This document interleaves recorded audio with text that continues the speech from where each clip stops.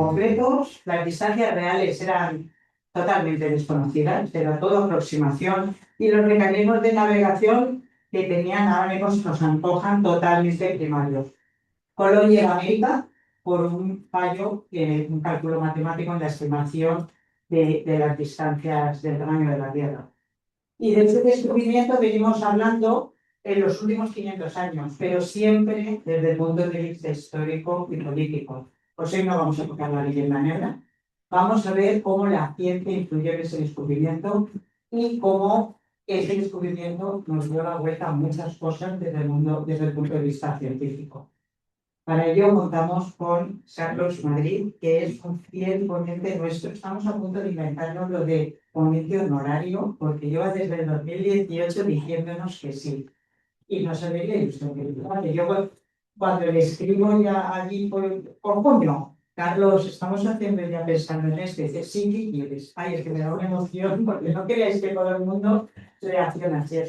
Así es que, Carlos, muchísimas gracias por acompañarnos siempre, porque además sabemos que es siempre una apuesta segura, que la conferencia es interesantísimo y que de aquí salimos con una clase. Carlos, como he dicho, es matemático, es filósofo, investigador asociado de la Fundación Gustavo Bueno. Ha sido profesor de estadística en la Universidad Complutense y ahora es profesor de matemáticas en un instituto de enseñanza secundaria y bachillerato, como tenemos aquí una muestra.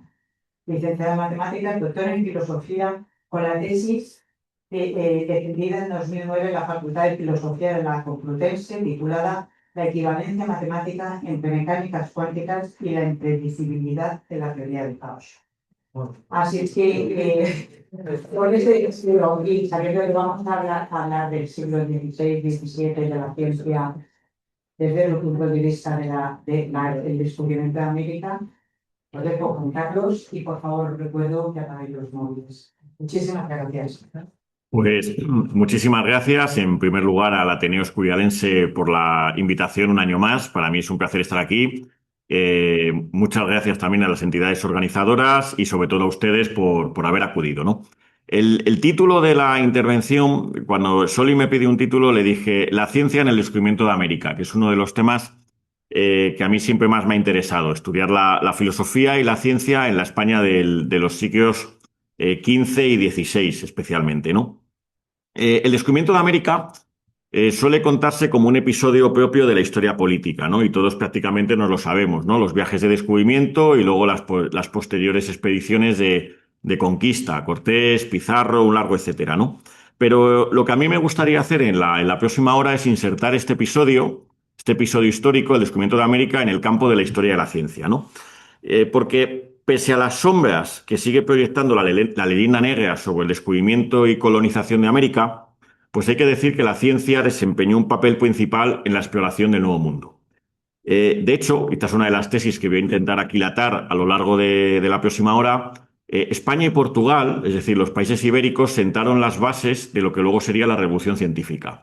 Esa revolución científica que todos conocemos, la revolución del 17, y que enseguida nos salen los nombres, ¿no? Con Descartes, Newton, Galileo, Kepler, Copérnico en el 16.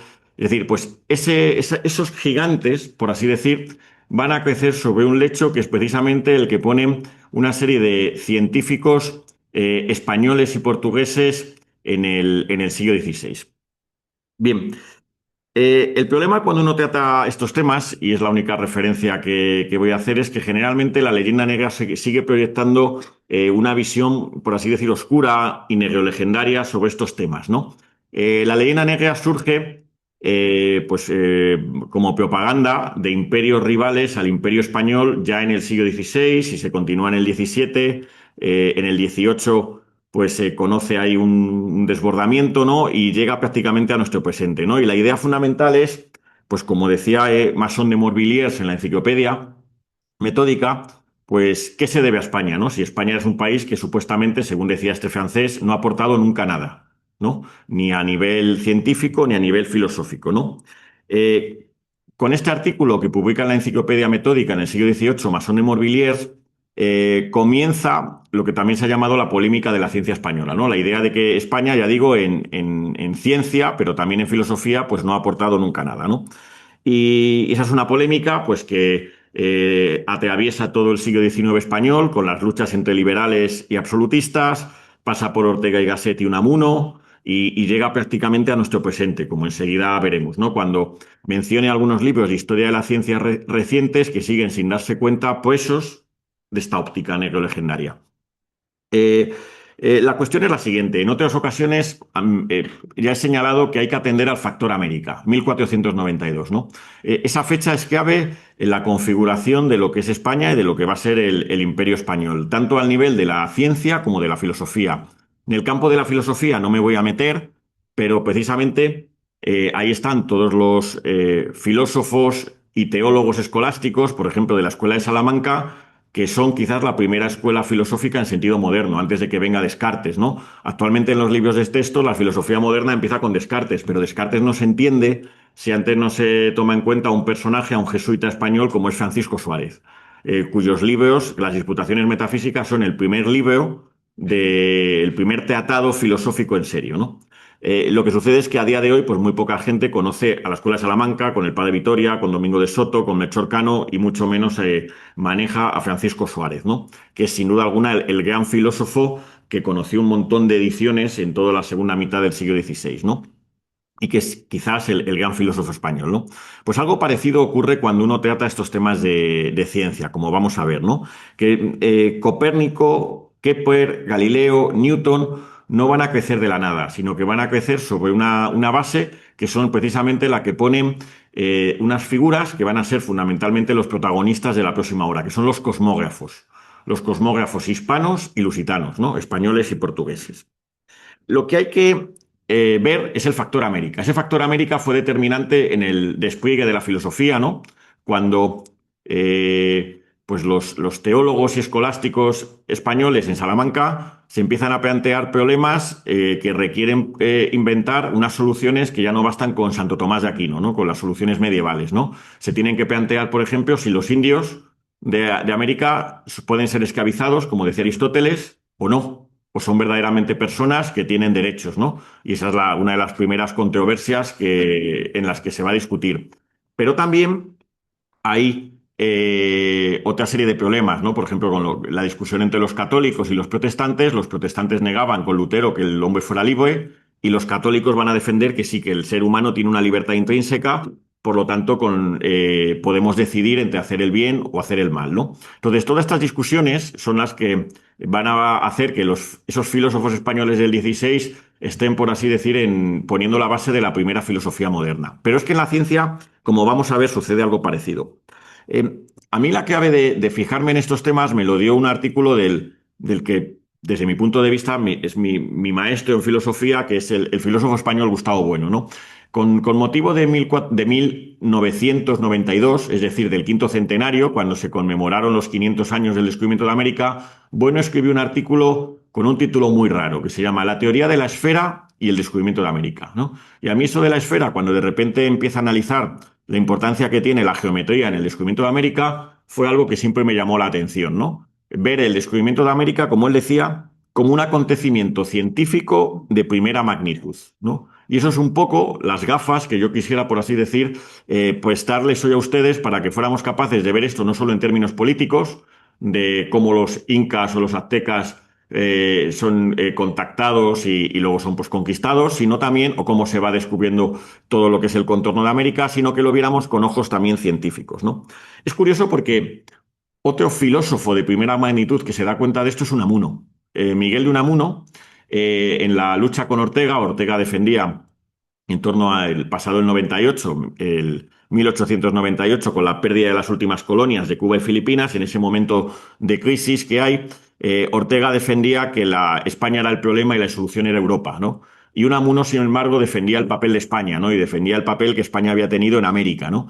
Y Unamuno tiene un montón de ideas, de rasguños, donde reivindica esa importancia del papel de lo que hizo España en América, ¿no?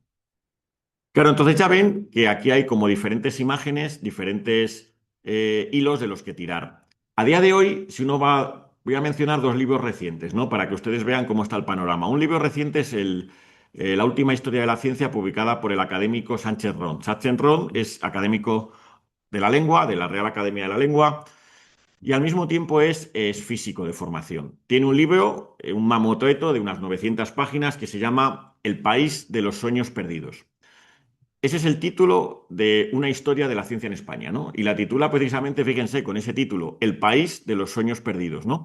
Es verdad que con respecto a obras anteriores hay que decir que da más importancia al factor América, pero sigue prácticamente diciendo que, bueno, que lo de América con la ciencia pues es una cosa tangencial, que no tiene una gran conexión. E incluso llega a decir Sánchez Ron lo siguiente, dice que España no perdió el tren de la ciencia, porque nunca lo cogió. Entonces, él ya directamente dice como que España no hubiera tenido nada que ver con la ciencia moderna, ¿no? Cuando, por ejemplo, las investigaciones de multitud de historiadores americanos, curiosamente, estos son los que, hispanistas americanos, son los que están llamando la atención sobre la importancia del papel de España y de Portugal en lo que luego va a ser la constitución de la ciencia moderna, en particular, por ejemplo, de la mecánica y de la física, ¿no? Eso lo iremos viendo, ¿no? Pero otro libro muy importante, digo, para que ustedes vean un poco cómo está el panorama, ¿no? Cómo estos temas que a veces en ciertos grupúsculos académicos universitarios son cosas que ya se dan por sabidas, ¿no? Ya digo que hay un montón de historiadores estadounidenses de la ciencia que continuamente investigan el papel de España y de Portugal en el desarrollo de la ciencia y hay libros al respecto, ¿no? Por ejemplo, hay un libro muy bueno traducido que es La cosmografía ciencia secreta de María Portuondo, que es una investigadora norteamericana, ¿no? Aunque ya de origen no es estadounidense, ¿no? Entonces, este libro, por ejemplo, es magnífico, ¿no? Pero ya digo, es una cosa como muy conocida por los especialistas, la gente que se dedica al estudio de la historia de la ciencia en los siglos XV y XVI, pero que no ha llegado, por así decir, más allá, ¿no? Y no se ha sacado las consecuencias debidas de estos estudios, ¿no? Otro ejemplo es, ya les he contado que Sánchez Ron sigue puesto en parte, bien que parcialmente, de esta visión neolegendaria, ¿no? De la historia de la ciencia, ¿no? Incluso ya os digo, se ve en el título, ¿no? El país de los sueños perdidos, ¿no? Eh, Otro ejemplo es un libro reciente que publicó Crítica de un historiador de la ciencia de la Universidad de Oxford, que se llama, es un libro magnífico, muy recomendable, La invención de la ciencia, de David Button.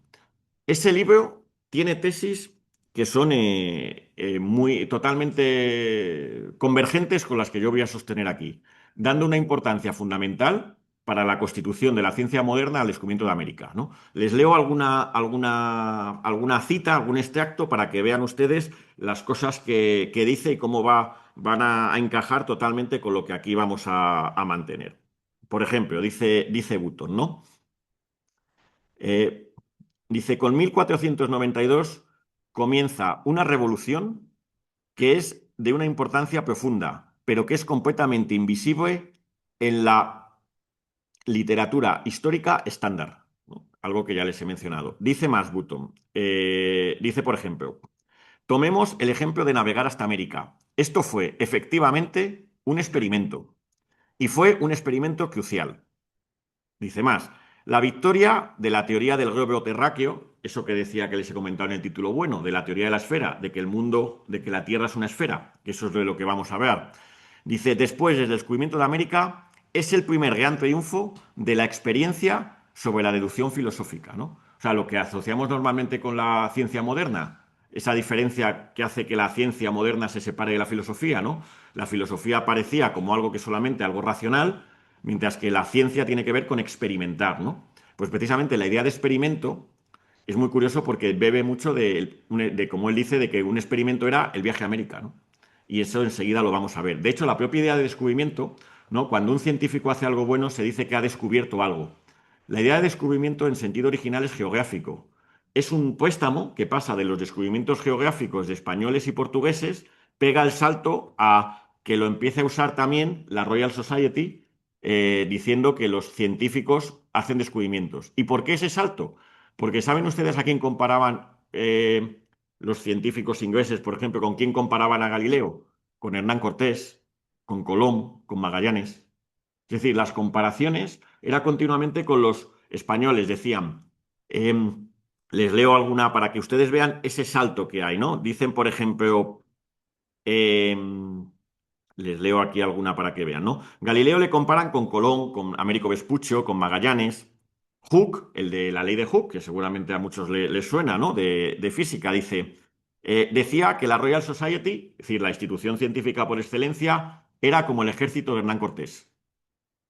Otro ejemplo, Joseph Gamble dice, existe una América de secretos y un Perú de la naturaleza. Es decir, continuamente están usando metáforas donde ellos en el descubrimiento del mundo natural se están comparando con españoles y portugueses, ¿no? Entonces, esto es muy curioso porque precisamente de ahí es donde salta la idea de descubrimiento, de descubrir algo geográfico a algún descubrimiento científico, ¿no? Como cuando decimos, pues se ha descubierto, qué sé yo, la fisión del átomo, ¿no? Pues ese uso de descubrimiento es algo que viene precisamente prestado de los viajes de españoles y portugueses. Bueno, por acabar con la cita de Button, dice el catedrático de la Universidad de Oxford, la victoria de la teoría del globo terráqueo después del descubrimiento de América es el primer gran triunfo de la experiencia sobre la deducción filosófica y con ello el inicio de una revolución, de la revolución científica, que es de la que él está hablando. Entonces, él, en sus 1000 páginas, da una importancia tremenda al descubrimiento de América. ¿Saben cuántas veces cita a España en esas 1000 páginas? 4 veces.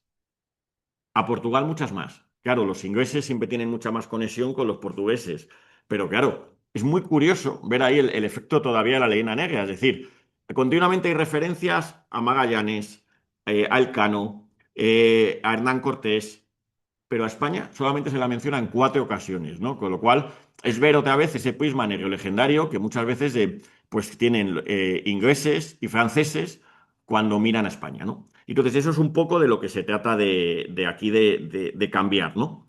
Bien, ¿cómo lo vamos a cambiar? Vamos a ver la importancia del descubrimiento de América. Primero, vamos a viajar a esa época. Vamos a viajar a principios del siglo XVI a entender cómo alguien que estaba en Europa en aquel tiempo veía el descubrimiento de América, ¿no?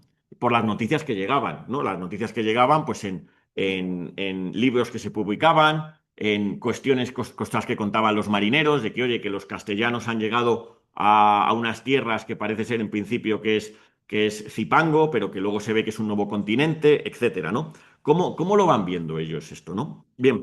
Y aquí lo interesante es ir un poco a las fuentes, ¿no? Y una de nuestras primeras fuentes es esta. Esto es un grabado que conoció es un grabado de Stradanus que conoció bastante difusión en el siglo XVI. Se llama Nova Reperta y son un conjunto de las nuevas cosas del siglo XVI, ¿no? En el Renacimiento se empieza a ver una cosa y es que el mundo está cambiando, ¿no?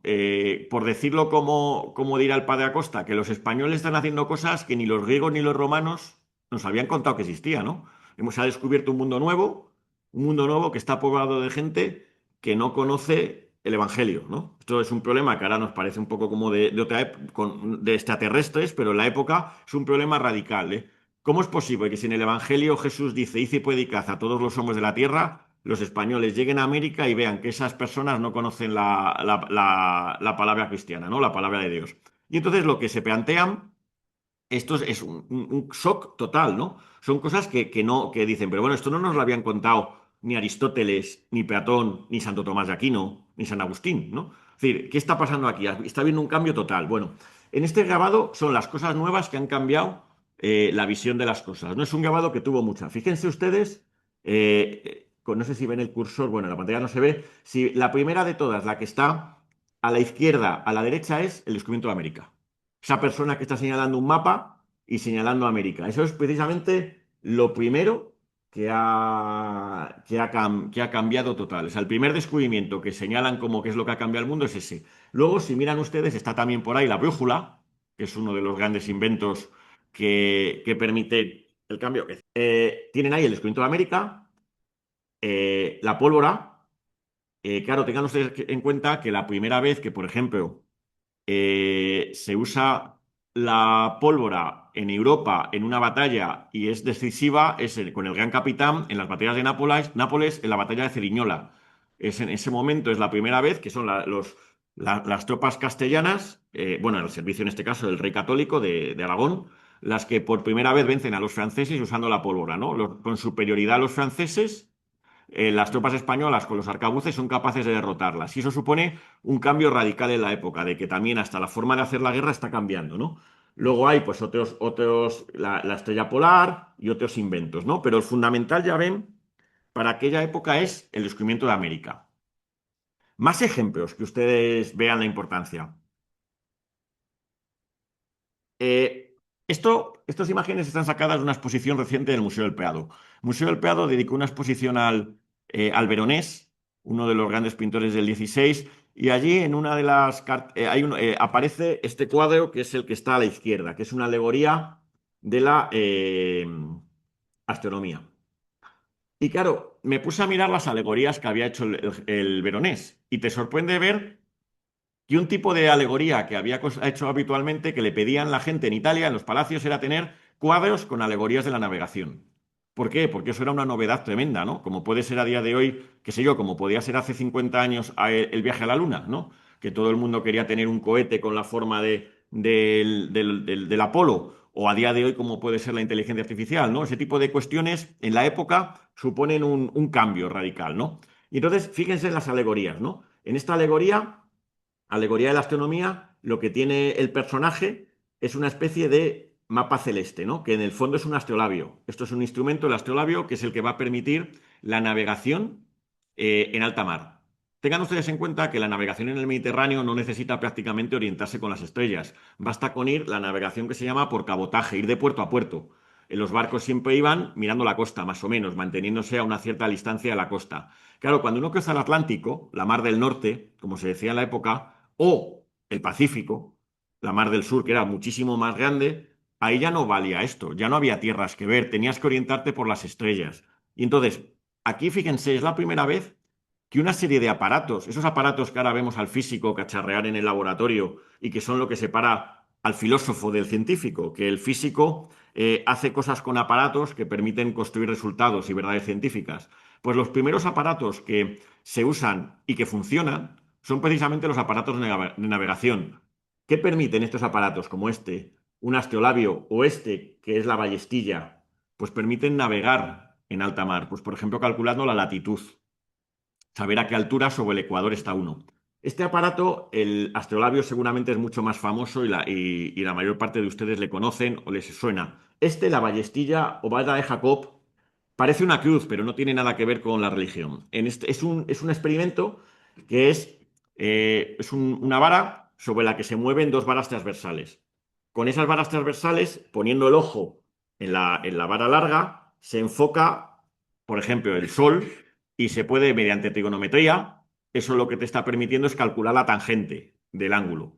Y mediante la tangente del ángulo, eso se calcula, eh, puedes calcular perfectamente pues a qué altura estás o a qué distancia de la costa estás. O sea, son problemas que a día de hoy un alumno de primero de bachillerato resuelve con trigonometría, era esto. O sea, esto era la matemática puntera en la época. De hecho, algunas veces, pues, mis alumnos lo saben, les he enseñado los grabados de Pedro Apiano, que era el matemático de Carlos V, donde enseñaba la matemática puntera, que era hacer trigonometría. O sea, los problemas que hoy resuelve un alumno en cuarto de la ESO, en primero de bachillerato, en aquella época son punteros, en el sentido de que permiten, pues, por ejemplo, calcular distancias sin tener que caminar hasta la base del objeto ¿no? Mediante un uso muy habilidoso de las razones trigonométricas, ¿no? Pues esto es lo que tiene precisamente que ver con esto, con la ballestilla, ¿no?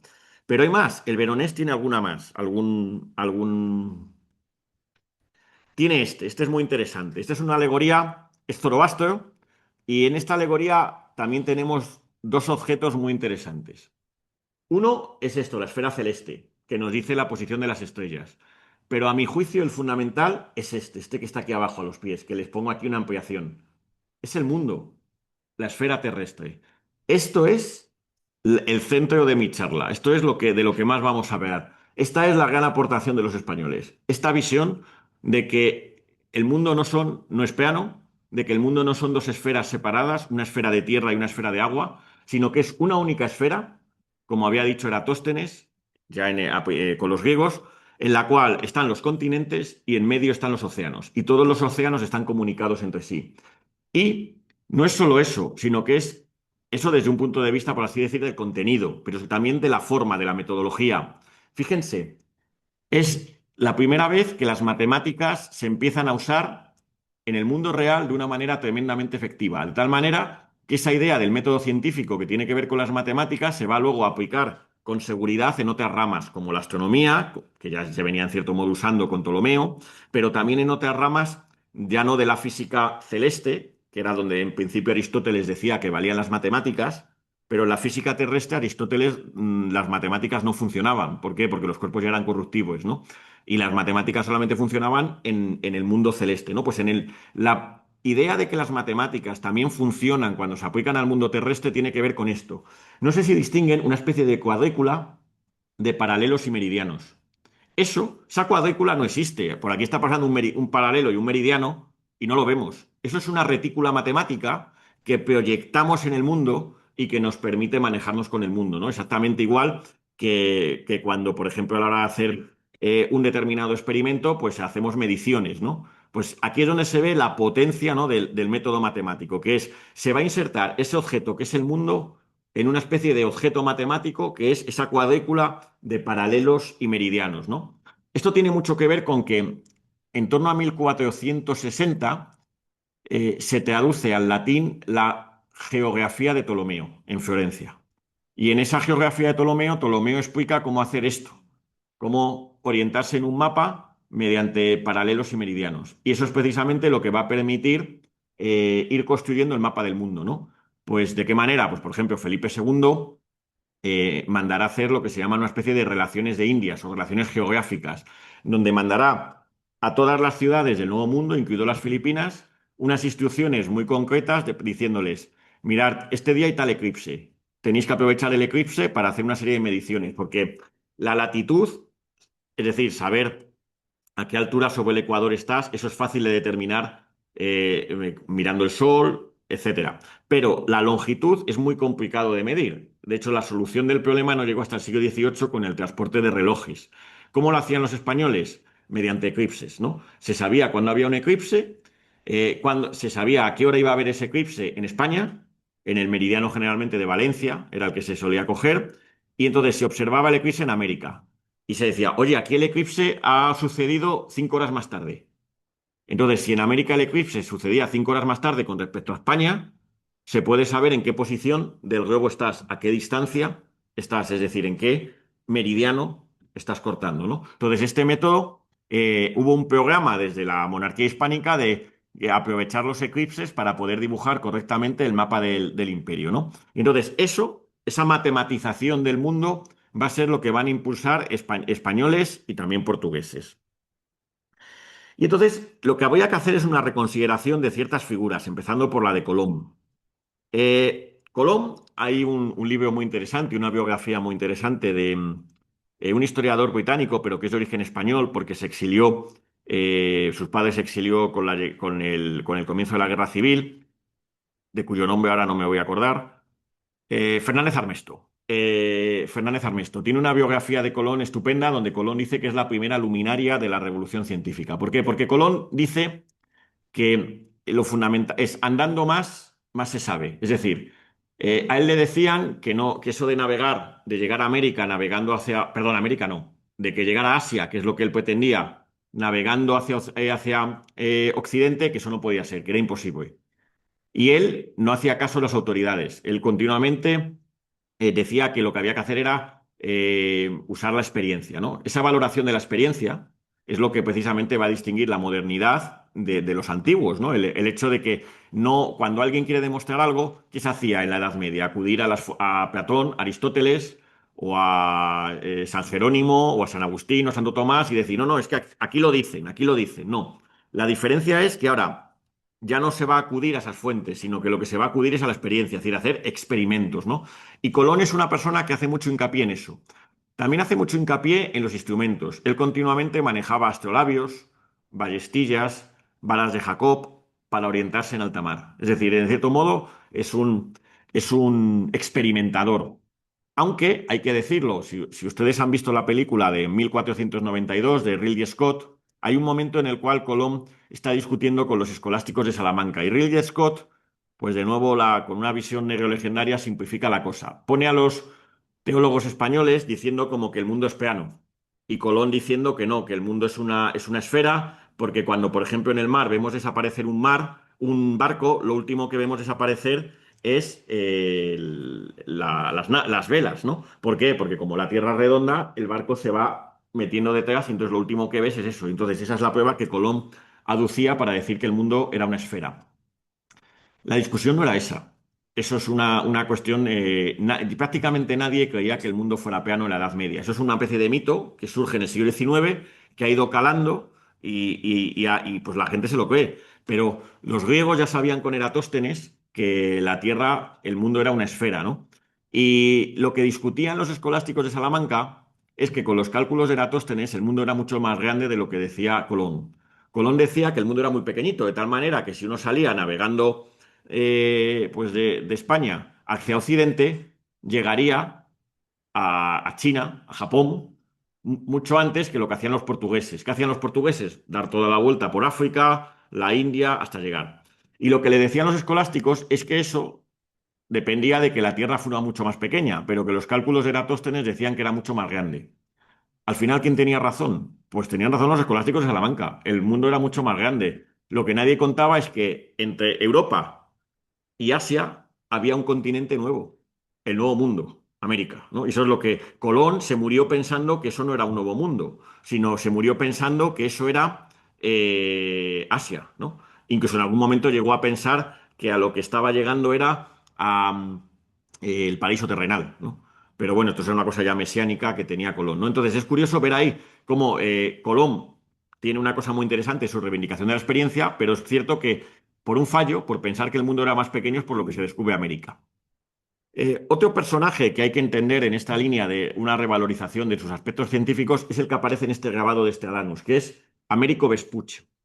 Américo Vespucci es un italiano, una especie de mafioso que era proxeneta, que tenía problemas de deudas y que se embarca en una expedición de Alonso de Ojeda al Nuevo Mundo. Y allí no se sabe muy bien de cómo va. Él luego cuenta en unas cartas que él va como de piloto y tal. Aunque es curioso, aquí le ponen a él, si lo ven, haciendo un cálculo a Américo Vespucho, que es por el que se llama América, cuando en verdad lo suyo hubiera sido que el Nuevo Mundo se llamara Colombia, ¿no? Por el nombre de Colón. Aquí le ven a Américo Vespucho haciendo unas observaciones con un astrolabio y con un compás, y aquí haciendo unos cálculos con el mapa, ¿no? Entonces, y aquí ven que uno de los grandes inventos que señala de nuevo Stradanus es este, el astrolabio, ¿no? Y aquí vemos, dice, Américo Vespucho, y le menciona, ¿no? Observando las estrellas, ¿no? Bueno, Américo Vespucho hacía mucho esto. En los barcos se hacía como que se ponía a mirar y tal, pero se cree que no tenía ni puñetera idea de usar los instrumentos, porque todas las observaciones que da son copias de las de Colón. Él se hizo muy amigo de Colón, tiene acceso a sus diarios de viaje y lo continuamente las citas que da Américo Vespucho son las de Colón. Vespucho no se sabe muy bien por qué va a América.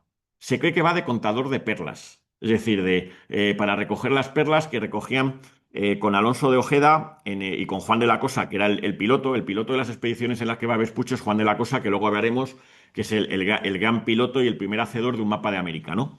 No se sabe muy bien en qué. Luego él cuenta que va de piloto, de que son expediciones que él hace, se inventa todo prácticamente. El caso es que sus cartas están muy bien contadas y conocen mucho éxito por Europa.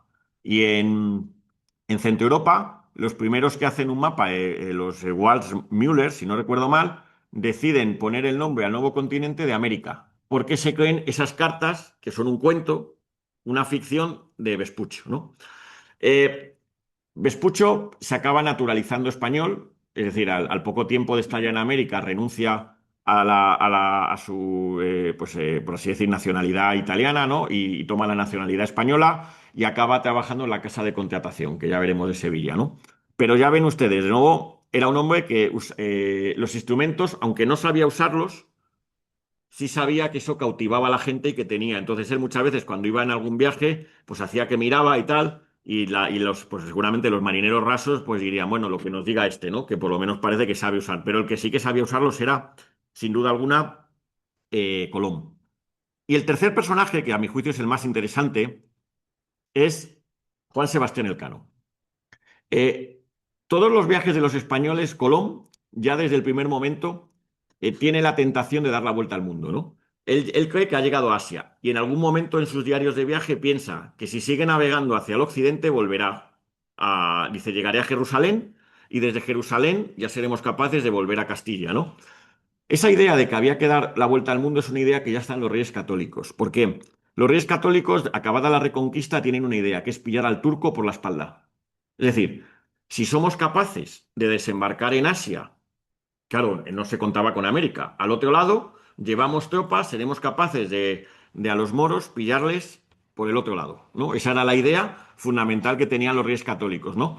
Claro, lo que nadie contaba, lo que cambia los planes totalmente y cambia la historia es que aparece en medio ese megacontinente que es América, ¿no? Y eso cambia totalmente la situación. Y claro, aquí está el gran momento, ¿no? Ese gran momento en el cual se produce la constitución de que el mundo efectivamente no es plano, no son dos esferas, una de tierra y una de agua, como enseguida veremos, sino que es una única esfera, es un único globo, ¿no? La teoría de la esfera. Y eso el que consigue hacerla es Elcano. El viaje lo comienza Magallanes. Magallanes, por cierto, naturalizado también español, quiero decir, que muchas veces se dice Magallanes, un portugués, bueno, un portugués, pero que en su momento, cuando en Portugal no le hacen caso, llega a España y es la corona española con Carlos V los que al final sí que le acaban suministrando para que dé el viaje de vuelta al mundo, ¿no? De hecho, los portugueses llegan a lanzar una flota intentando interceptarle, que no sea capaz. Y de hecho, cuando muere Magallanes, donde está el punto 4 en las Filipinas, la expedición se divide en dos. Los que con el Cano van a dar la vuelta y los que intentan volver por donde el Pacífico, con Andrés de... ahora no me sale si es Andrés de San Martín, no me acuerdo ahora. Que por cierto lo capturan los portugueses y acaba en una cárcel en Lisboa hasta que tiempo después consiguen liberarlo, ¿no? Eh, lo interesante es que el Cano es el que consigue dar la vuelta al mundo. Generalmente al Cano se le pone, si ustedes miran un poco hay una serie por ahí en Amazon que es totalmente negro legendaria, le ponen al Cano como un tío que no sabía prácticamente nada, un borracho, maleducado, etcétera. El Cano, nada más llegar, escribe una carta al emperador. Esa carta se ha encontrado hace cosa de un par de años en el archivo de Indias. Y dice el Cano, para que ustedes vean que era un hombre que sabía la gesta que se había conseguido. Es decir, que no era una cosa que los propios españoles de la época se estaban dando cuenta de que estaban haciendo cosas no soñadas por griegos y romanos. Dice el Cano en la carta al emperador. Mas saber su alta majestad lo que más habemos de estimar y temer es que hemos descubierto y redondeado toda la redondeza del mundo, yendo por el occidente e viniendo por el oriente. Es decir, eran ya conscientes de que la gran gesta no había sido solamente traer el barco lleno, la nave Victoria llena de especias, sino que sobre todo lo que habían hecho es que era algo, ver que todos los océanos están comunicados. Es decir, que no hay una frontera de tierra que corte, que era encontrar el estrecho de Magallanes, ¿no?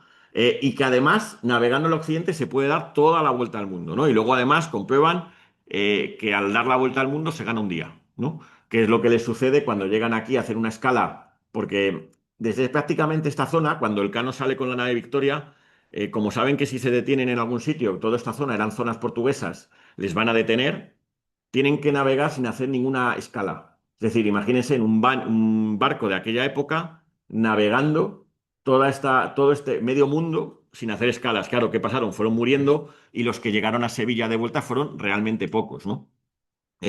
Si a alguno le interesa esto desde un punto de vista pues de ver algo, una serie que esté bien, yo siempre recomiendo Adventum en Movistar.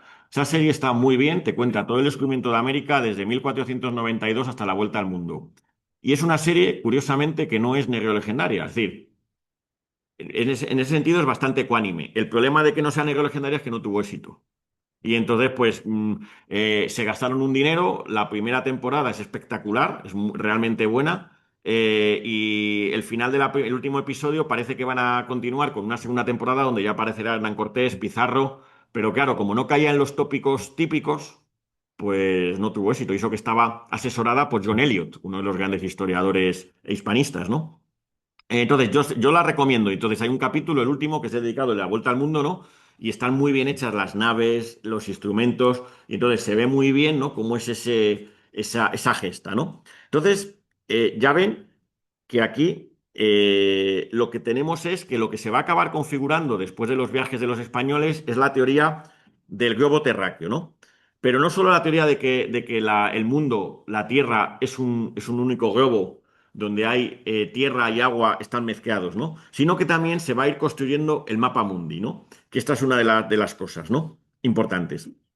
Esto se da cuenta, por ejemplo, uno de los grandes libros científicos del siglo XVI es la historia natural y moral de las Indias del jesuita, el padre Acosta, padre José de Acosta.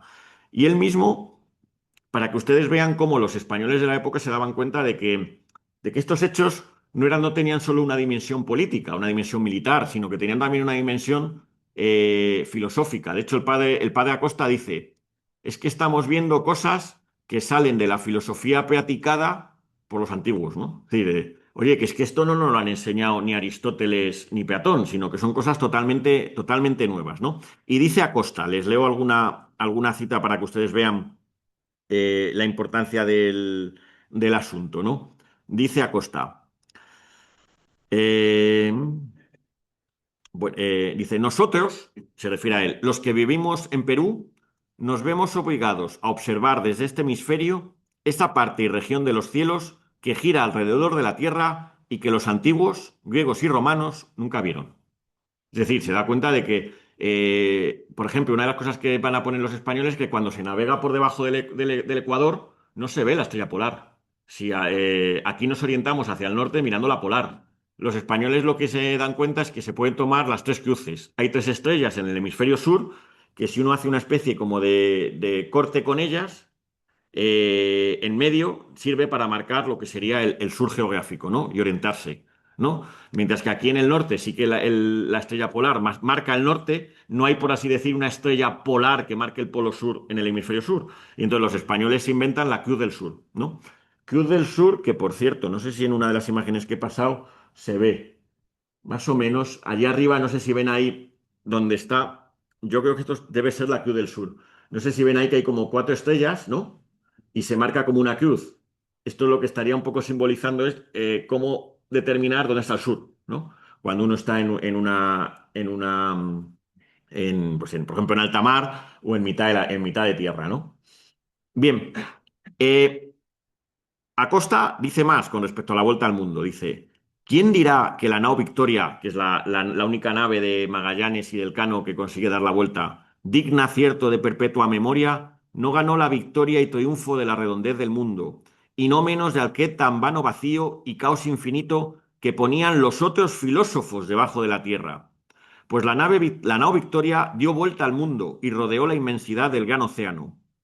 ¿A quién no le parecerá que con este hecho mostró que toda la grandeza de la tierra, por mayor que se pinte, está sujeta a los pies de un hombre? Pues la pudo medir, ¿no? Entonces, de nuevo, es la idea de que se ha podido ver cuál es el tamaño real del globo terráqueo, ¿no? Estas ideas que están, ya digo, en los españoles de la época, por ejemplo, luego se van a olvidar, no van a quedar, y en el siglo XIX es curioso porque hay un escritor, Juan Valera, que las va a reivindicar. Valera, eh, que actualmente no se estudia prácticamente nada, pero a lo mejor en literatura se menciona alguna vez pues en las clases a Pepita Jiménez, ¿no? Como una de las novelas, pero generalmente Valera tiene algunos artículos sobre este tipo de temas, ¿no? Y dice, hay uno muy interesante que dice, ¿cuándo podemos decir que arranca la modernidad, ¿no? Es decir, que el mundo ese medieval queda atrás y que lo que aparece es el mundo moderno, ¿no? Un mundo moderno en el cual el hombre empieza a ocupar el puesto de Dios, ¿no? En el sentido de que nos damos cuenta de que es lo que desde el materialismo filosófico se llama la inversión teológica. La modernidad consiste no en que el Dios, que era la cúpula de todo en la Edad Media, deja paso al hombre, ¿no? A ese hombre que es capaz de hacer cosas como esta, medir la Tierra entera, ¿no? Entonces, ese giro total que supone, dice Valera, dice, no es cuando saca no es cuando Descartes publica el discurso del método, ¿no? Que es como generalmente a día de hoy pues, se cuenta en los cursos o en los libros de filosofía, ¿no? Dice, sino que es precisamente la modernidad empieza aquí, cuando la nao Victoria llega en, en septiembre de 1522 a Sevilla. Ese es el momento en el cual comienza la modernidad, esa visión totalmente distinta de cómo es el hombre y de su posición en el cosmos, ¿no? El propio Gustavo Bueno tiene expresiones parecidas, ¿no? Y de hecho, ya digo, es que los franceses, que suelen ser pues, muy, muy chauvinistas, dicen que la discusión entre antiguos y modernos surge en el siglo XVII con Pascal. Bueno, no, no. La discusión entre antiguos y modernos, es decir, la visión de que, oye, que es que los antiguos se equivocan, donde surge es en la España del XVI, con todos estos autores que estamos mencionando, ¿no? Y entonces, ¿cuáles son fundamentalmente, por así decir, las aportaciones hispanas al desarrollo de la ciencia, ¿no? Son de dos tipos. Por un lado, materialmente, es decir, yendo a contenidos concretos. Y luego, metodológicamente, ¿no? Vamos a ver también qué tienen que ver. Materialmente, ¿cuál es? Bueno, es lo siguiente. La idea habitual es que el... A ver, que esto se ha quedado. Es esta. No es que el mundo fuera plano, como pensaban en la edad, pensamos ahora que pensaban en la Edad Media, pero que eso no es así. La idea que se tenía era que el mundo estaba formado por dos esferas de agua y de tierra. Esa idea la trata Pablo de Santa María, que es un judío que acaba siendo obispo de Burgos, y esa teoría domina desde el siglo XIV hasta el siglo XVI, prácticamente, hasta que los viajes de españoles y portugueses la acaban, por así decir, refutando. Miren, en esta primera imagen, esta es una imagen del propio Pablo de Santa María o Pablo de Burgos. ¿Cuál es la visión?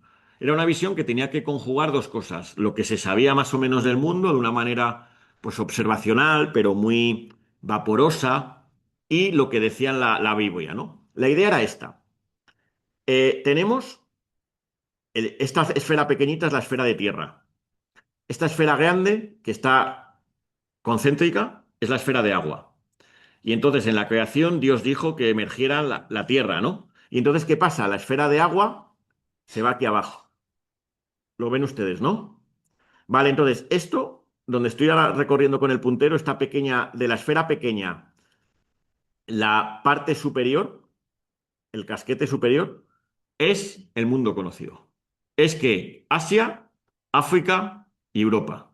Ahí estaría. Y no había más. Entonces, ¿por qué pensaban que lo de Colón era imposible? Porque eso requería que se hubiera puesto a navegar toda esta esfera de agua, una inmensidad que era imposible. ¿Vale? En el siglo XVI se encuentra la misma, un poco variada, en París. Esto es un grabado, o sea, que es de Gregor Reis, pero que es tal y como lo explicaban en la Escuela de París, la misma posición. El tratado científico más importante del siglo XV es este, la esfera de Sacrobosco. Este tratado es posiblemente el que más ediciones conoce en el siglo XV. Explicaba pues un poquito de geometría, un poco de astronomía y un poco de pues esto, de cómo era el mundo. Miren la visión que da del mundo. Aquí este es el grabado original, ¿no? Y esto es una visión que un físico, Juan Meléndez, le ha dado color para que se vea mejor, ¿no? Los cinco elementos de Aristóteles, ¿no? El fuego, que son las estrellas, ¿no? Que están cuando miramos afuera. El aire, que nos rodea. La esfera de agua y una parte que es la esfera de tierra, de la cual solo sobresale un poquito, que es donde estamos nosotros, ¿no? O sea, nosotros estamos aquí, en esta parte. Aquí estaría pues Europa, bueno, justo encima, en medio estaba, se suponía Jerusalén, ¿no? Jerusalén, aquí Europa, un poquito más atrás Asia y aquí hacia nosotros estaría África, ¿no? Y claro, imposible navegar por el otro lado, porque te toca de nuevo recorrer toda esta esfera de agua que es prácticamente inmensa, ¿no? Claro, esta es la visión que se tenía del mundo, es decir, como dos esferas, una metida en otro. Bien, esto llega hasta Colón. El mapa de Colón que se conserva en la Biblioteca Nacional Francesa es así. Esta es una copia, esto es una foto que hice yo en el Museo Naval. En el Museo Naval en Madrid tienen una réplica, un facsímil, ¿no? Vamos a intentar entender cómo era el mundo tal y como lo veían hasta Colón con su carta. Fíjense, aquí se ve, no sé, esto es Europa, esta parte que estoy señalando, África y esta parte es Asia. Esto tienen ustedes que imaginarlo como si dijéramos a bombarlo, ¿no? Eso estaría bombado y debajo, ¿qué es lo que hay? La esfera de agua, ¿vale? O sea, tenemos, esta es la esfera de tierra, que la primera, que tienen que imaginarla ustedes, que está bombada hacia arriba y todo lo que está por debajo es agua. Y luego estas esferas que van aquí son los planetas, ¿no? Por supuesto, el centro del universo es la Tierra. Claro, es un modelo geocéntrico, ¿no? Luego, si se fijan, aquí está la Luna, aquí luego ya van viniendo los diferentes planetas hasta llegar al último, la esfera de las estrellas fijas, ¿no? Esta es la visión que tiene Colón. Bien, Colón llega al Nuevo Mundo y una de las cosas que se descubre es que por debajo del Ecuador, es decir, por debajo de la esfera, hay tierras, el Brasil, ¿no? O incluso Pizarro llegará a cruzar el Ecuador cuando vaya camino del Perú, ¿no? ¿Cómo se come eso, no? ¿Cómo es posible que haya antípodas secas? Eso se llamaba en la época antípodas secas, ¿no? Claro, otra cosa que les generaba es cómo no se caen, ¿no? Era otra de las razones, ¿no? Si alguien está debajo de la tierra se tendría que caer, ¿no? Claro, esto es lo que yo luego lleva a concebir que existe una fuerza de gravedad, etcétera, ¿no? Vale, una cosa interesante al respecto es lo siguiente, ¿no? Los españoles, Martínez de Enciso, por ejemplo, en uno de los primeros libros que publica sobre América ya lo dice, ¿no? Dice algo así como que agua y tierra forman una única esfera. Otro cosmógrafo, en este caso portugués, Pedro Nunes, da una prueba muy bonita. Dice, cuando hay un eclipse de luna, vemos la Tierra proyectada en la luna. Dice, y oye, solo vemos un trozo de circunferencia. Si hubiera dos esferas, ¿qué deberíamos ver sobre la luna? Pues deberíamos ver como una especie de esfera y otra, ¿no? La esfera de tierra montada en la esfera de agua, ¿no? Como no vemos eso, sino que cuando vemos un eclipse de luna, lo que vemos es el trozo de tierra que es totalmente circular, es que no hay más que una única esfera. Bien, en la época todavía se resistían a abandonar la idea de las dos esferas. Y esta es la visión que, por ejemplo, aparece en el comentario a la esfera de Sacrobosco de Cristóbal Clavio en 1593. Fíjense, se ve obligado a meter antípodas. Está la esfera de tierra, la esfera de agua, y luego ¿qué mete aquí? Otra ciudad debajo. Porque, claro, dice, pero si es que tiene que haber dos esferas, la esfera de tierra y la esfera de agua. Pero oye, españoles y portugueses dicen que hay tierras por debajo del Ecuador. Pues tenemos que meter ahí unas tierras, ¿no? Bien. Eh, es curioso porque, ¿por qué pensaban que aquí debajo no tenía que haber nada? Pues San Agustín. San Agustín había dicho que cuando se dice en el Evangelio, hice y predicat, se predica a todas las partes de la tierra, es decir, a Europa, Asia y Asia y África, ¿no? Y entonces no puede haber más, no puede haber América, ¿no? Y San Agustín dice que no hay antípodas, ¿no? Y esto, claro, para que ustedes vean que esto era una creencia muy arraigada en la época, que no podía haber antípodas, porque ya lo decía uno de los padres de la Iglesia. En el siglo XVIII, el padre Feijó, que es uno de los grandes filósofos españoles con su teatro crítico, dice lo siguiente. El padre Feijó dice, hasta que en el decimoquinto siglo se descubrió la América, apenas especialmente entre los cristianos, había quien asintiese a la existencia de otro continente, porque considerando imposible la transmigración del nuestro a aquel, juzgaban que de admitir antípodas se seguía la existencia de individuos de nuestra misma especie que no descienden de Adán, lo que es contrario a la escritura. Todos saben que San Agustín no por otra razón negó que hubiese antípodas. Claro, si todos los hombres vienen de Adán, solamente pueden ser los que encontramos en qué, en África, Asia y Europa, ¿no? ¿De dónde vienen estos, no? Los indios, ¿no? Que esas son las grandes discusiones que luego tendrán los filósofos españoles, ver que no son animales, ¿no? Como sostenían algunos basándose en Aristóteles, sino que son personas y que por tanto hay que proceder a evangelizarlos, ¿no?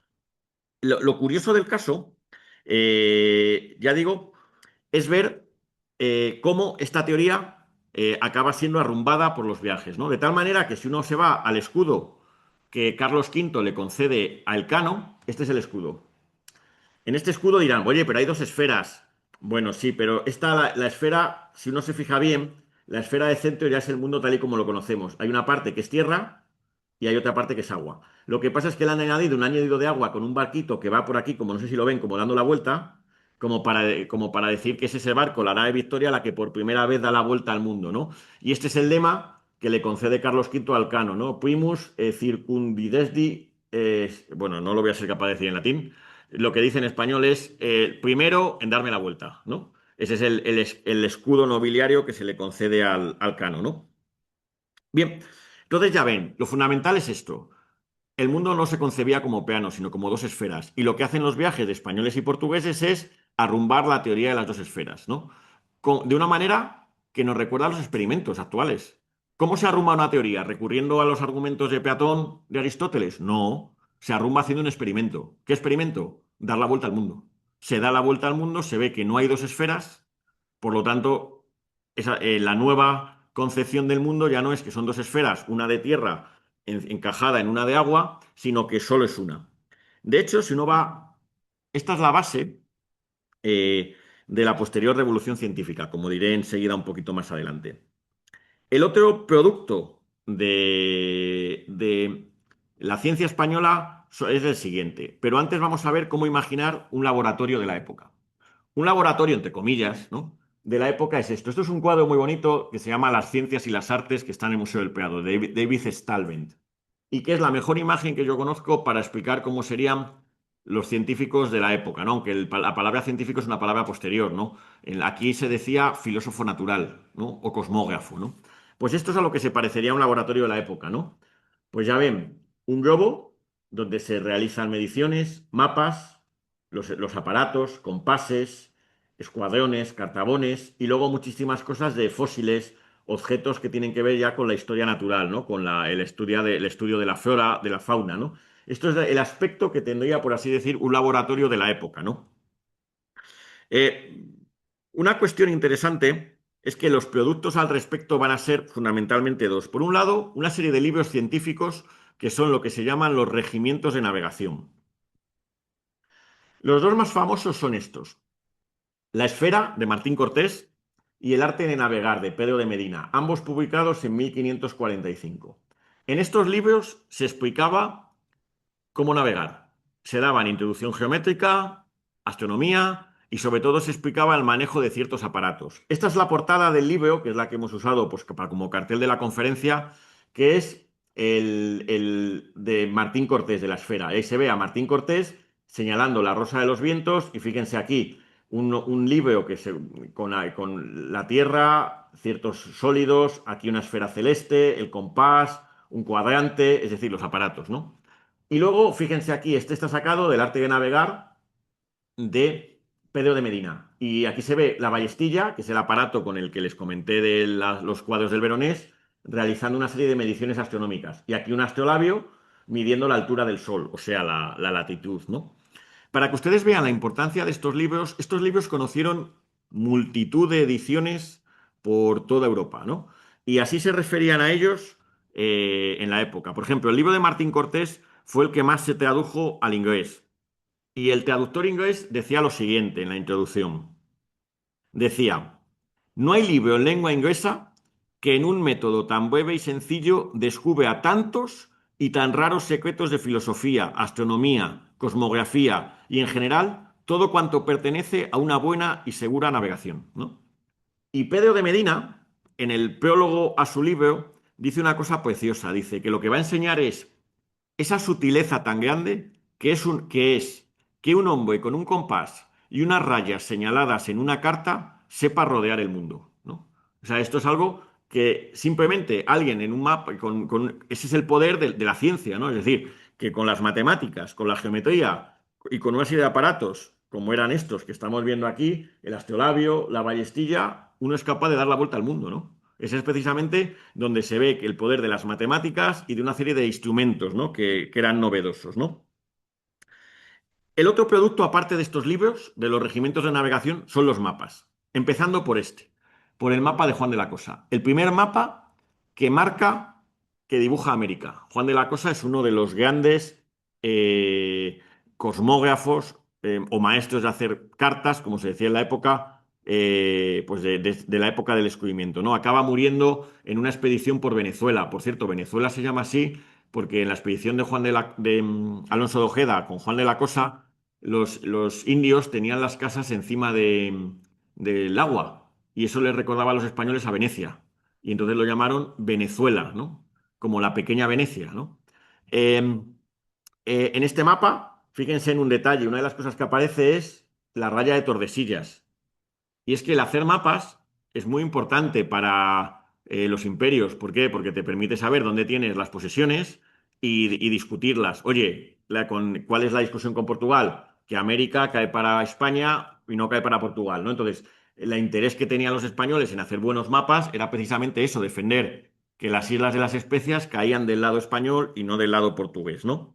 Pero el mapa fundamental quizás sea este. Es el mapa mundi de Diego Rivero. Es la primera vez que hay un mapa mundi que ya sí que recuerda a el mapa el mapa que cualquiera de nosotros tenemos en la cabeza. Este mapa incorpora por primera vez los resultados del viaje de Magallanes Elcano. Y es este. Este mapa era básicamente el padrón real. Los navegantes españoles tenían la obligación, al llegar de vuelta, informar de lo que habían descubierto y dar ese mapa. Bueno, pues este mapa, que se conserva actualmente en el Vaticano, es precisamente quizás el primer mapa mundi donde aparece prácticamente ya todo. Se ve totalmente el contorno de América, el contorno de África, es decir, el contorno de Asia, y las mediciones está hecho con las últimas mediciones, ¿sí?, de las que habían informado el Cano y los supervivientes con los diarios a bordo que habían entregado al llegar a Sevilla, ¿no? ¿Cuál era el sitio donde se hacían estas cosas, estos productos científicos, ¿no? Los regimientos de navegación y los mapas mundis, ¿no? Porque ya digo, las dos grandes aportaciones materiales que estamos viendo son, por un lado, que no hay dos esferas, sino que hay una sola, y por otro lado, la otra gran aportación es esta, el mapa mundi, ¿no? Que por fin se puede ver dibujado en un papel cómo es nuestro mundo. Pues era en este sitio. Esto es Sevilla. Esto es un cuadro de Sánchez Coello que está en el Museo de América. Si ustedes han estado por Sevilla, esto es el río. Aquí donde nosotros estamos es Triana. Estos son los alcázares. Ahí ven la Giralda. Y esto es donde están los alcázares. Esta flechita marca donde estaría la Casa de la Contratación. La Casa de la Contratación era donde cualquier persona que fuera a América tenía que pasar primero para que le dieran permiso para viajar, porque existe la leyenda esa también muy de películas de que a América iban la escoria, ¿no? No es así. Para poder, a Cervantes le niegan ir a América un montón de veces. Cervantes se quería ir a América, pero Cervantes, como tenía muy mala prensa, porque había timado con impuestos, luego prostituía también a su hermana y a sus hijas, las llamadas las Cervantas, ¿no? En Valladolid. Pues en fin, o sea, por cierto, nada que ver con la película de Almodóvar. La película de Almodóvar eso no tiene nada que ver, ¿no? Pero la realidad supera la ficción. Es mucho más interesante ver la vida real de Cervantes que lo que nos cuentan en esa película, que no tiene nada de real, ¿no? Entonces, Cervantes no le permiten irse a América porque tenía muy mala prensa, había desfalcado impuestos, no tenía dinero para asegurar el viaje y encima tenía algunas denuncias, pues eso, de que en su casa había visitas de hombres a deshoras, ¿no? Entonces, eh, había que pasar por la Casa de la Contratación para ir a América, pero también en la Casa de la Contratación los pilotos tenían que hacer cursos. Es decir, un piloto no podía botar una nave hacia América si antes no había realizado una serie de estudios. ¿De qué? De geometría y de cosmografía. Es decir, y había una cátedra de cosmografía donde se enseñaba esto, con ciertos libros de texto como los regimientos de navegación. Es decir, de hecho, muchos historiadores norteamericanos dicen que la primera institución moderna es la Casa de la Contratación en España y lo que es algo similar en Portugal, que es la Casa da Mina, ¿no? Es decir, es la primera vez que es una institución que recuerda mucho a lo que luego va a ser las academias de ciencias, ¿no? Donde uno cuando investiga algo envía un informe, ¿no? Hace un artículo científico. Esos artículos científicos que uno envía cuando ha descubierto algo eran las relaciones geográficas. Los españoles, hay un montón de crónicas de viajes que hacían los españoles. Siempre iban, Cortés siempre iba pues con los escribanos o Pizarro escribiendo todo lo que se veía, tomando. ¿Por qué? Porque cuando llegaban de vuelta a Sevilla, lo primero que había que hacer era ir a la casa de contratación a entregar eso. Es decir, hemos descubierto esto. Es decir, ese es el procedimiento que ya ven, es el calco que luego se va a hacer al mundo científico, ¿no? Y en los cursos que se daban, pues se enseñaba también, por ejemplo, matemáticas, ¿no? Así es muy interesante esto. Esta es la primera traducción al español de los elementos de Euclides, ¿no? La geometría que hoy cualquiera estudia en un curso de dibujo técnico, que son los libros de Euclides, pues ahí lo tiene, los 6 primeros libros de la geometría de Euclides, traducidos en lengua española por Rodrigo Zamorano. Por cierto, dos detalles. Rodrigo Zamorano era el catedrático de cosmografía de la Casa de la Contratación. Y un detalle interesante, no dice lengua castellana, ya dice lengua española, ¿no? Es decir, ya la gramática de Nebrija ya está funcionando, ¿no? Y ya se empiezan a dar cuenta de que el español ya no es solo castellano, no es solamente el idioma que sabe en Castilla, sino que ha desbordado ese marco totalmente. Ya está, se habla, por así decir, en el otro hemisferio, que es en América, ¿no?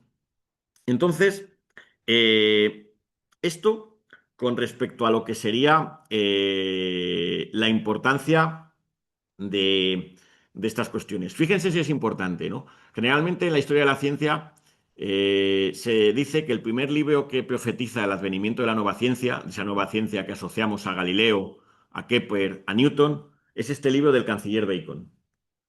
En este libro del canciller Bacon, lo diré, el Novum Organum, allí pone esta portada. Fíjense, es un barco navegando entre dos columnas. Esa portada es un calco de un regimiento de navegación hecho por el cosmógrafo de Felipe II, el padre García de Céspedes. Por cierto, que trabajó aquí en el Escorial. Fíjense el calco, ¿no ven que la portada es igual? ¿Qué es lo que falta? El escudo de la corona española. Lo que hace el canciller Bacon es quitarlo. ¿Por qué?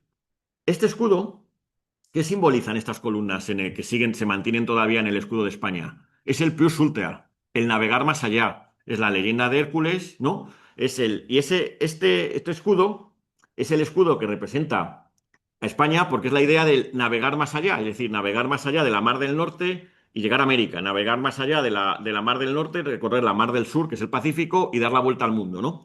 Pues eso es de nuevo, fíjense, lo que les he ido contando, cómo la idea de los descubrimientos geográficos, cartográficos y cosmográficos va saltando a lo que luego será la ciencia, ¿no?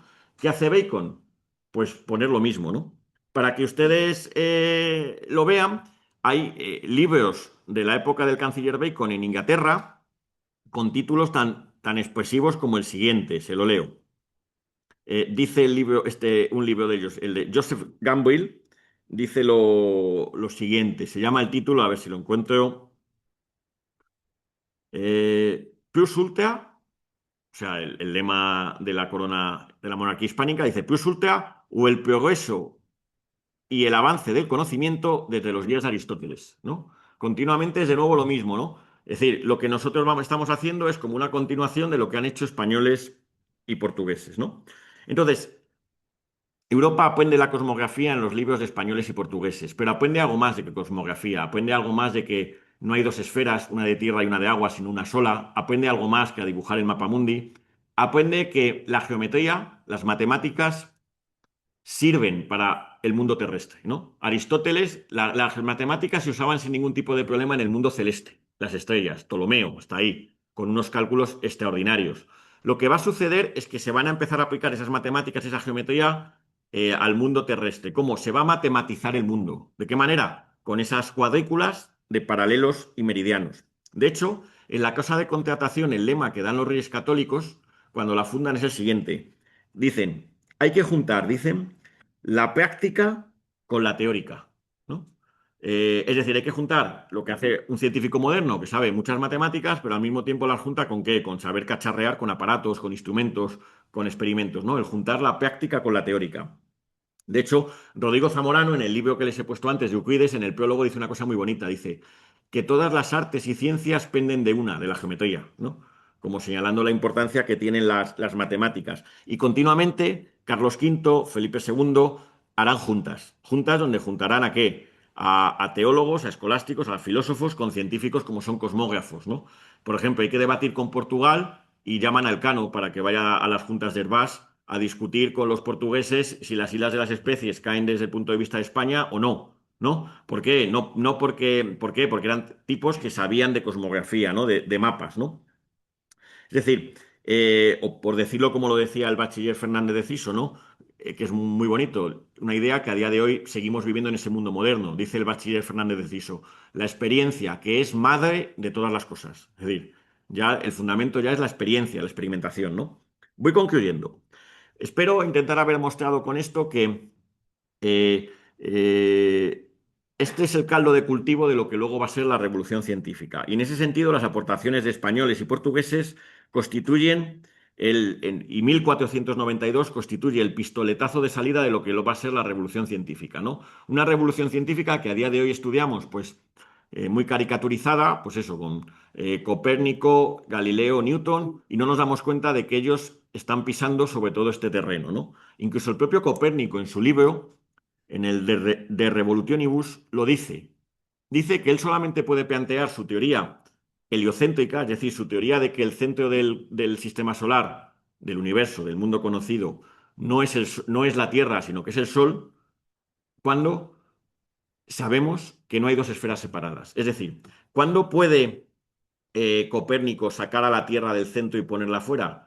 Cuando la Tierra es una esfera exactamente igual que Venus, que Mercurio, que Marte. Es decir, porque ¿cuál era la especificidad, lo que tenía de especial la Tierra? No solo estar en el centro del universo, sino que la Tierra eran dos esferas. Era la de tierra y la de agua, ¿no? Cosa que cuando se miraban los planetas solo se veía una, ¿no? Entonces, dice Copérnico, gracias a los viajes de los príncipes españoles que han ordenado los príncipes españoles y portugueses, sabemos que no hay dos esferas sino solo una, ¿no? Y eso es lo que permite a Copérnico mover la Tierra de sitio y ponerla a las afueras, ¿no? Fuera y que ya sea el Sol el centro, ¿no?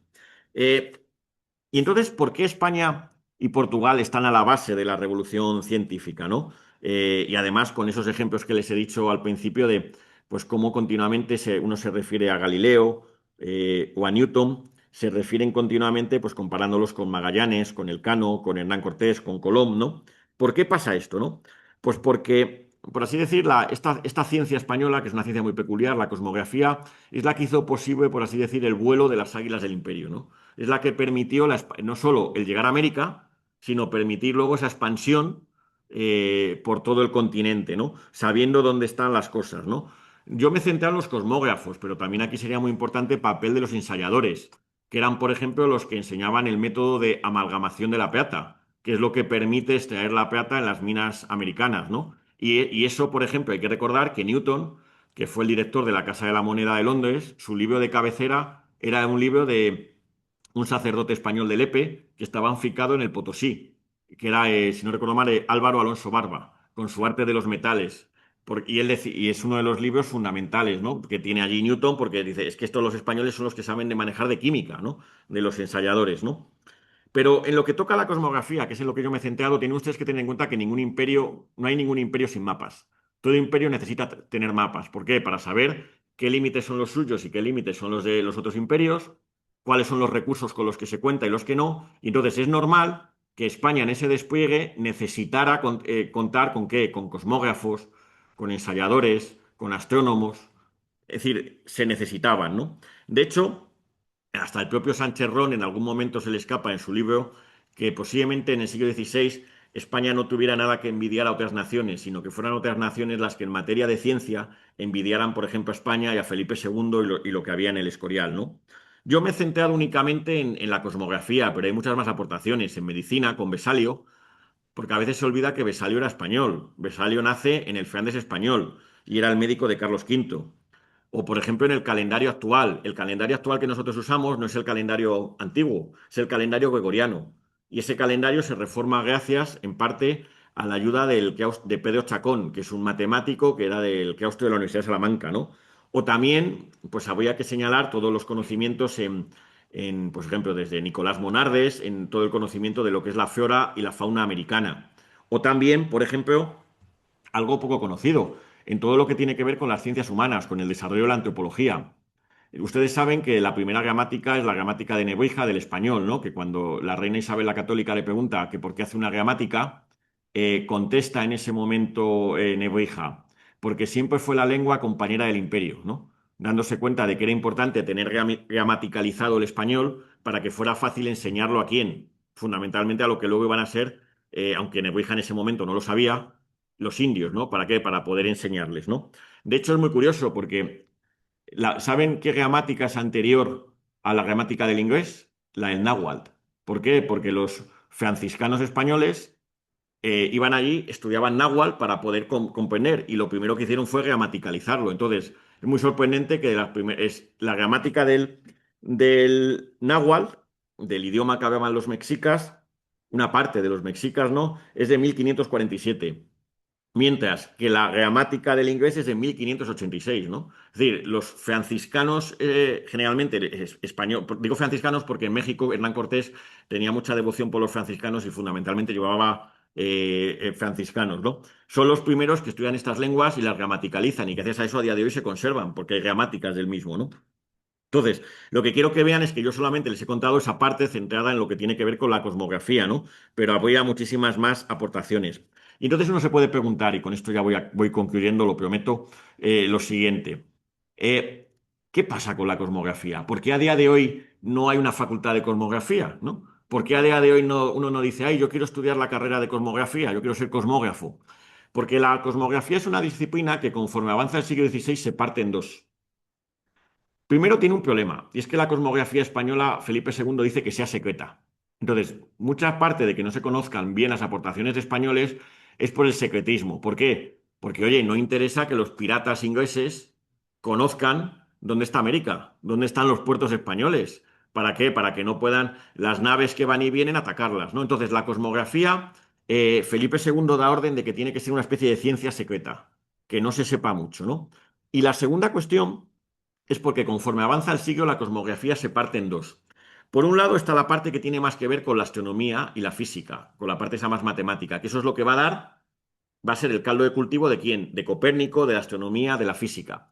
Pero los cosmógrafos también hacían muchas cosas relacionadas con la historia natural, es decir, no solamente decían, oye, hay tal territorio que tiene tales costas, que está situado en tal paralelo, en tal meridiano, con tantos grados, etcétera, etcétera, en este lugar del mapa, sino que también luego los cosmógrafos decían, y tiene tantos ríos, y tiene tantos puertos, y hay tantos animales, y se cultivan tantas cosas. Y esa parte es lo que va a dar lugar a la geografía. Es decir, la cosmografía, por así decir, que es la ciencia típicamente española del siglo XVI, acaba desdoblándose en dos partes. Una que tiene más que ver con las ciencias físicas y otra que tiene más que ver con la geografía o incluso con las ciencias naturales, ¿no? Y esto posiblemente es lo que está detrás de que a día de hoy, pues de la cosmografía, pues no nos acordemos muchos, ¿no?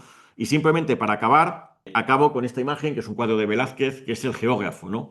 Para llamar otra vez la atención, como él hace, de la importancia de la esfera del mundo. Muchas gracias.